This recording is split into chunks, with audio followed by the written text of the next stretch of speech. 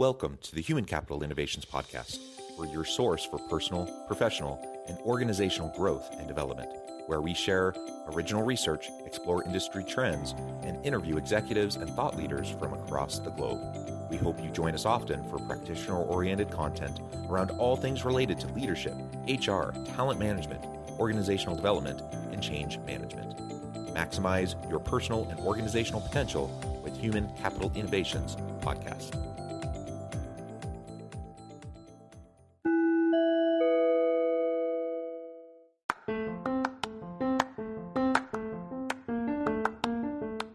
If you enjoy the Human Capital Innovations Podcast, enjoy ad-free listening by going to the Patreon page, and please consider contributing even at the producer or sponsorship level.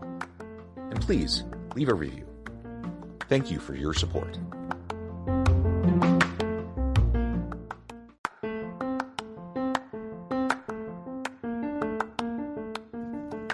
Welcome to the Human Capital Innovations Podcast. In this HCI Podcast episode, I talk with Ian Ziskin about the secret sauce for leading transformational change.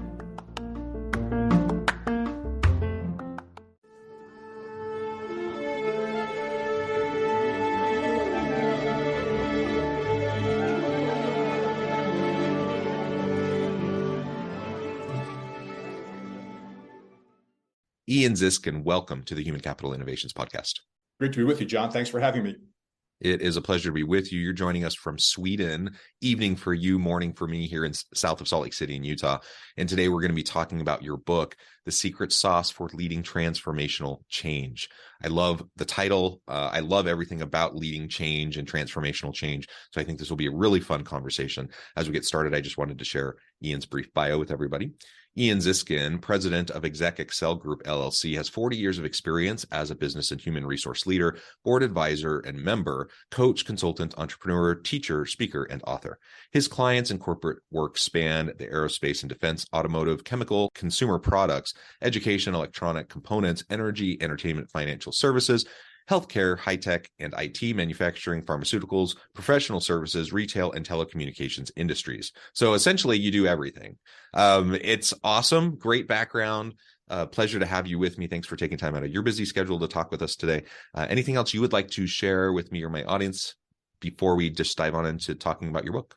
Yeah, it's an honor to be here, of course. And maybe just one thing I'll emphasize for your listeners.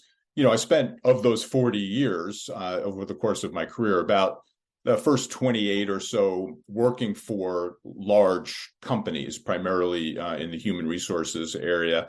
And then the last almost 13 years now, more of an entrepreneurial existence, running my own coaching and consulting business. So all of those different industries that you mentioned in the kind introduction that you did are a bit of a combination of my corporate perspective and my coaching and consulting perspective. Yeah, perfect. Thank you for that. All right. Well, let's go ahead and dive on in. And maybe you could start by just telling us a little bit about why this book, why now? I always love to hear from authors about why they spend the time. It's a labor of love to get everything into a book and to get it out there into the world. So why this book? Why now? Why is it important? Certainly a labor of love. I would agree with that. And if I go back now, maybe a couple of years, like many of us, sitting in my house during COVID-19 pandemic, watching what was going on, not only in the United States, but around the world in terms of the very unfortunate consequences, needless to say, of the health issues that people were dealing with as a result of COVID. But in addition, economic disruption, a lot of uncertainty, organizations virtually overnight, having to move from the, typical face-to-face, everybody shows up and works in the same place kind of model that most people were used to working in a much more remote way. Same thing with schools.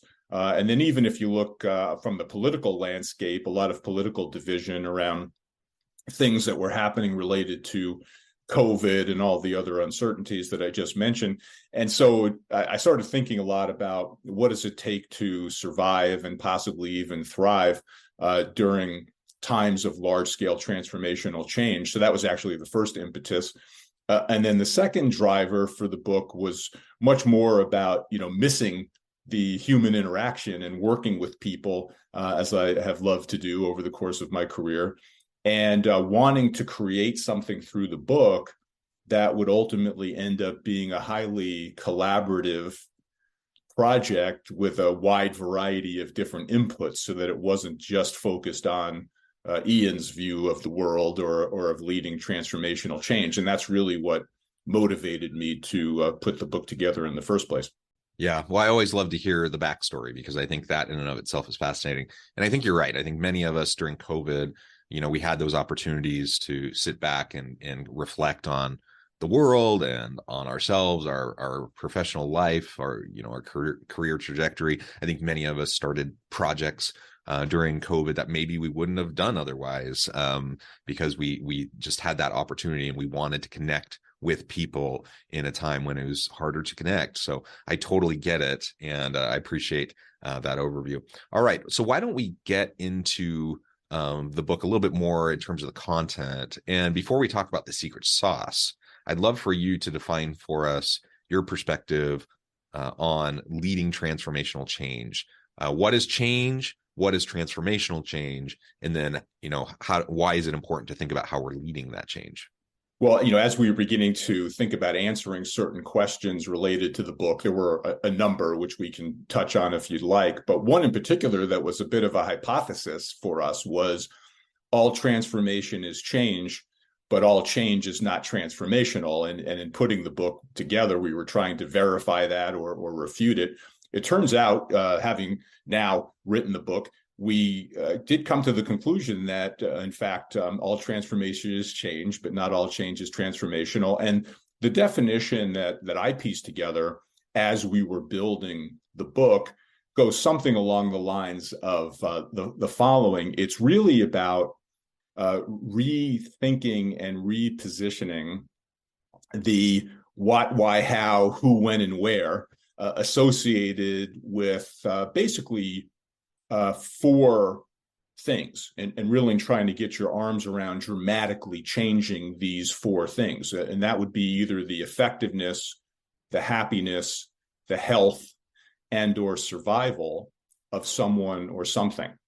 And therefore, at least from our view of transformational change and that definition, it tends to suggest something pretty systemic, something that's pretty sustainable, meaning that it sticks, for a long period of time and has a lot of tentacles associated with it, rather than what you might tend to think of as a tweak or something that's much shorter term. So change, in my view anyway, would be something that could be very short term.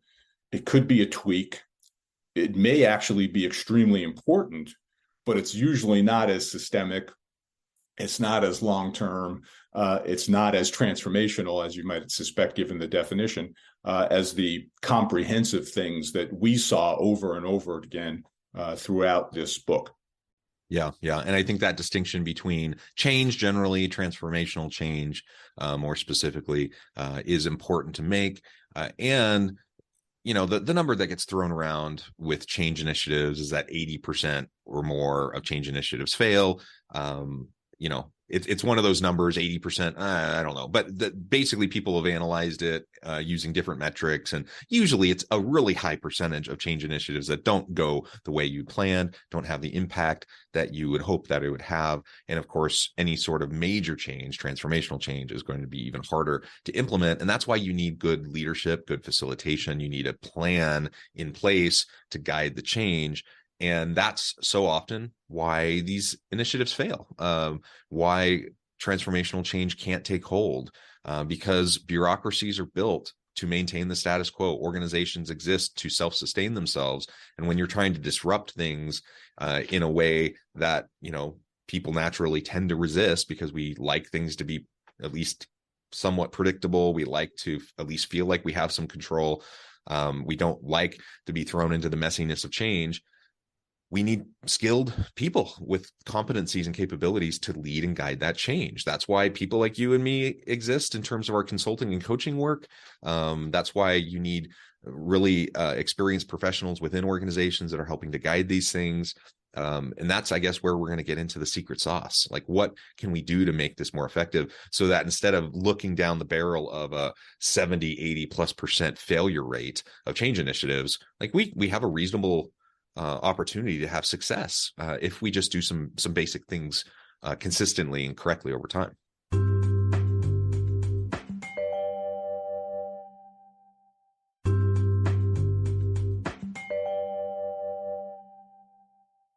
Well, first, let me confirm, your experience, John, very consistent with our experience as the lead author of this book. We saw story after story, example after example of, things that worked as well as things that failed and frankly didn't work. The 70 to 80% number is the number I've heard many times over in terms of large scale change initiatives, in fact, failing. And there are some patterns as to what tends to suggest a higher likelihood of success, as well as things that tend to suggest a higher likelihood of failure.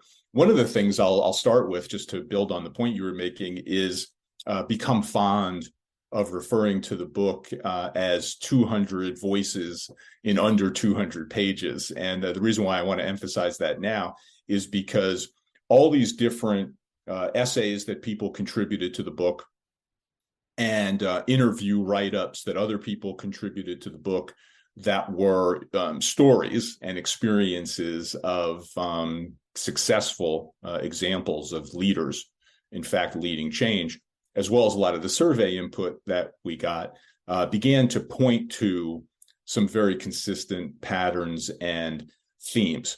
And to be able to express those patterns and themes literally in under 200 pages, because as we've, I think, all learned, it's getting harder and harder to get people to read 400-page books, even though there's many good ones out there. Now, some things that started to jump out at us over and over again, both on success and failure. I'll just emphasize a couple for now. And if you want me to get into more depth on certain other ones, we certainly can do that. But one of the things that really started to come out in so many ways was the fact that human beings have this almost limitless capacity to deny, deflect, explain away, rationalize around facts or data that do not reinforce our preferred view of the internal or external environment. So, if you're looking for some underlying, very obvious examples and reasons why 70 or 80% or more of big, large-scale transformational change efforts fail, is because a lot of human beings and a lot of organizations culturally tend to display this capacity to ignore the truth and ignore what's happening around them. And therefore, as a result, either rationalize what we're currently doing and therefore sustain it, or ignore what's happening, and therefore we take so much longer than we could or should in order to get started on a change initiative that's actually needed. And, we tend to talk about it in the book, even in the foreword of the book, as, start with the truth, understand what's happening around you, define reality, pay attention to the facts and data that not only reinforce your preferred view, but more importantly, reinforce what's actually happening. And then you have a much, much higher chance of getting started and getting traction and making things happen. So that almost by story throughout the book was something that really leaped out as rather consistently. And that's consistent with my experience too, both in my own experiences, but also talking with other professionals who've been through these experiences as well. So that tracks with me. And I suspect, as for the audience, as you're listening to this, you've all experienced change initiatives. You've experienced ones that have gone well. You've experienced ones that have not gone well. You've experienced leaders who have been, rather adept at navigating and facilitating all of this change. You've been, you've had experience working with leaders who have been inept in working with these processes. We've all experienced, I think, all of these things because change is just so constant, and the rate and pace of change has only accelerated in recent years and recent decades. So the reality is, I think we've all experienced it, and we all kind of intuitively know when we see something not going well, when we see it not going right. And it's not just kind of armchair quarterbacking or water cooler complaining. I mean, it's like you can usually tell when things aren't going well. And it often comes down to some pretty basic things. At the forefront, in my experience, has been communication breakdowns, which is connected to, but also leads to disenfranchisement and lack of trust of line workers, middle managers, with the higher level leaders within the organization, the systems, the policies, practices, procedures within the organization. And so if people don't trust what you're doing, they're not going to buy into it. If you're not communicating transparently and openly with them, they're not going to trust you. They're going to fill in the gaps, the information gaps, with whatever conspiracy theory might be floating through their mind. May be accurate, may not be accurate, but guess what? People are going to talk and they're going to fill in the gaps. And so we have to make sure that we're keeping trust and buy-in at the forefront of our aims and goals as we're going through this process. And that can only happen as we have regular, open, transparent communication. And I always say, it's better to over communicate. If you under communicate, it's like the death knell. But over communicating, sometimes people get annoyed by it. But I would much rather be over communicated with than constantly have questions and wondering about, well, why are they doing this? Why didn't they do this? What are their ulterior motives? And like all the rumination that goes along with that. Well, John, if I could pick up on your completely accurate, in my experience, theme around communication. And going back to this idea of starting with the truth and defining reality, for sure, communication is one of the most important elements of what we're talking about. The tweak I'd like to put on that, if I could, is that, most leaders almost immediately tend to gravitate to the concept of communicate means tell, tell, tell. My job is to explain to you over and over and over again the compelling rationale for change. And that, of course, is actually really important, but it's only part of the job.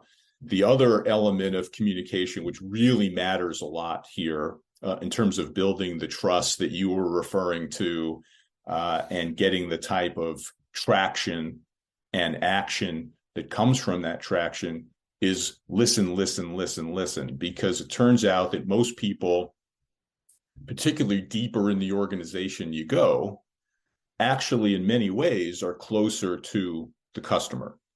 They're closer to issues and problems and obstacles that exist inside the organization that are getting in the way of the organization or the individual performing at their best.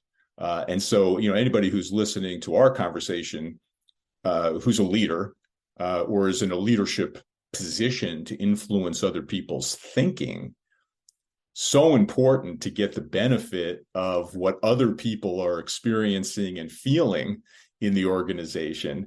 That's how you build trust, is not only telling people what's really happening around them, but listening to people's own sense of reality of what's happening around them. And the more listened to they feel, at least in our experience in writing this book, the more likely it is they'll feel heard and influential and have ownership over the kinds of things that we're asking them to do differently or better because we're listening. The other thing, if I could, just to add to the points that we're trying to make here, is we're usually attempting to overcome a common misconception that we saw repeatedly in writing our book. And that is that somehow or another, highly successful, large-scale transformational change efforts are all about the ability to anticipate and prepare for well in advance the significant need for change. And therefore, we tend to highly value people who can see around corners and really do anticipate what's going to happen before it happens, and who have this amazing magical ability to connect the dots among and between seemingly disconnected things. And all of this preparation and anticipation, somehow or another in our minds, seems to be more quote unquote strategic. And there are certainly plenty of examples, including in the book, but also in life in general, of organizations and people who are really good at anticipating the need for change. But it turns out that there are actually many more examples of situations where we didn't see the need for change coming at all. We weren't well prepared. We didn't have much anticipation. Probably the best example of this that we've all lived through the last couple of years is COVID, where, I don't know about you, John, but I certainly wasn't smart enough to see COVID coming. But what I did see is a lot of people and organizations responding with a sense of agility and speed to try to deal with what had just hit us all. And so there's this misconception that somehow we're quote unquote more strategic if we can anticipate and prepare. That's great when it happens, but there's actually many more situations where we just get hit with it and we have to deal with it. And probably my favorite quote that maybe illustrates the point is from Mike Tyson, the former heavyweight boxer who was being interviewed by a member of the media in advance of a heavyweight bout, who asked Tyson what his strategy was for the fight. And Mike Tyson's response was, everybody has a plan until they get punched in the mouth. And I think there's all kinds of examples in life of individuals and teams and organizations and even societies getting punched in the mouth constantly. And how we respond to those punches is equally, if not more important to our ability to succeed in leading transformational change than any capability that we might have had to anticipate it before it happened.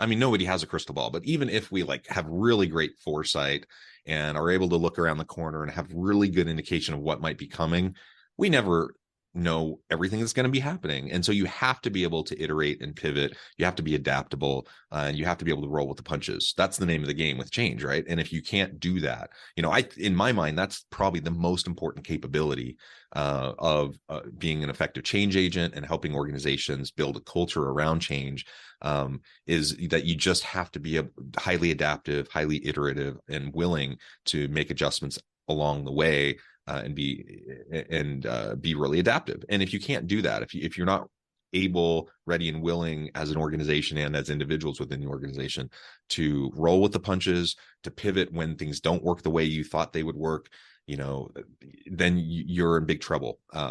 Because we just don't know the future, regardless of how much we wish we did.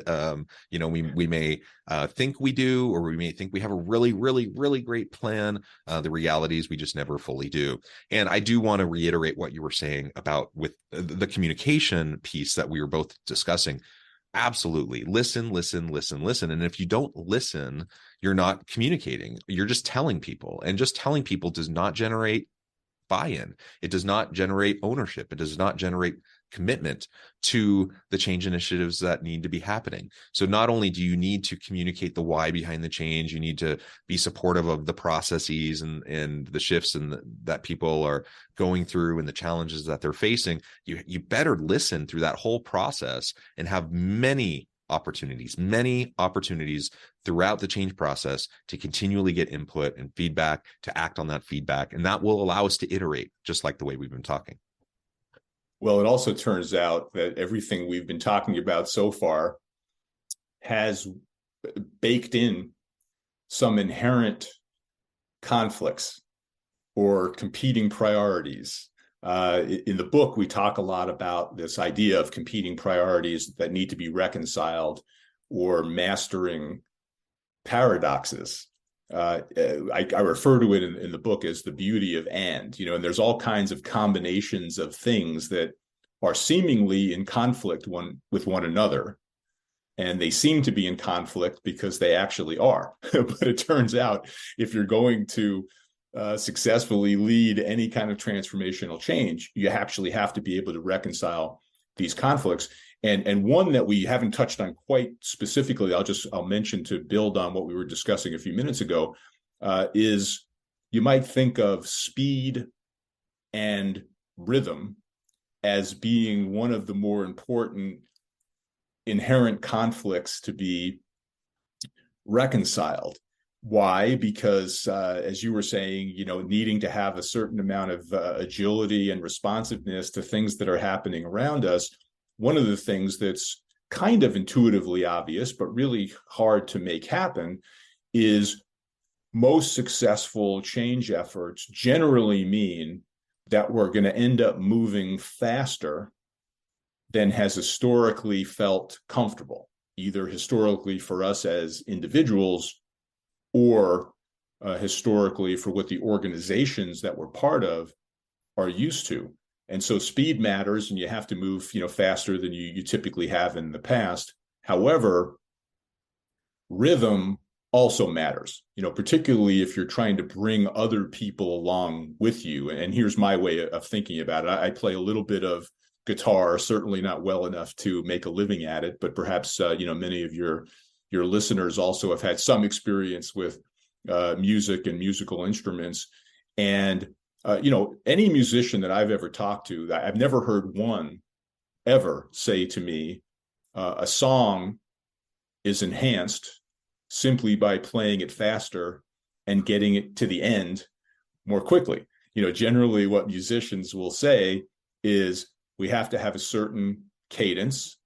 We're attempting to achieve a certain pace. We're getting all the participants in the band basically trying to play off the same sheet of music and create some harmony. And just playing faster doesn't get you where you want to go. And that analogy really applies well here to leading change. Just moving faster, especially if you're moving faster than the rest of the organization can be brought along to participate in and contribute to the success, basically creates chaos. My way of thinking about it is speed without rhythm is noise, and speed with rhythm actually makes for beautiful music, but it also makes for highly successful transformational change. Yeah, very well said, Ian. This has just been a fantastic conversation. I note the time. Unfortunately, we're going to have to pause and end the conversation there today, and I need to let you go. But before we wrap things up for today, I just wanted to give you a chance to share with the audience how they can connect with you, find out more about your work, where they can find your book, and then give us a final word on the topic for today. Yeah, absolutely. Appreciate the opportunity to do that. So we do have a dedicated book website at www.transformationalchangebook.com, where anyone who's interested in the book can learn a little bit more about the content, the contributing authors, order the book, and also reach out to me and the rest of us if there's additional questions or conversation that anyone would want to have going forward. The last point I'll make in terms of the title of the book, taking us back to the quote unquote secret sauce for leading transformational change. One of my favorite analogies that we took a look at in the book is around the analogy of pizza. And I won't go through the entire story about the pizza's connection to leading transformational change, other than to leave everybody with this final quote, which is, believe in yourself. If cauliflower can become pizza, you can become anything. Very good. Thank you, Ian. It has just been a real pleasure. I encourage my audience to reach out, get connected, find out more about what Ian and his team can do for you. Check out the book.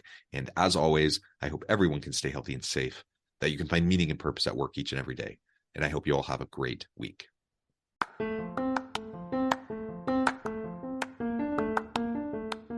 you enjoy the Human Capital Innovations podcast? Enjoy ad-free listening by going to the Patreon page, and please consider contributing even at the producer or sponsorship level. And please leave a review. Thank you for your support.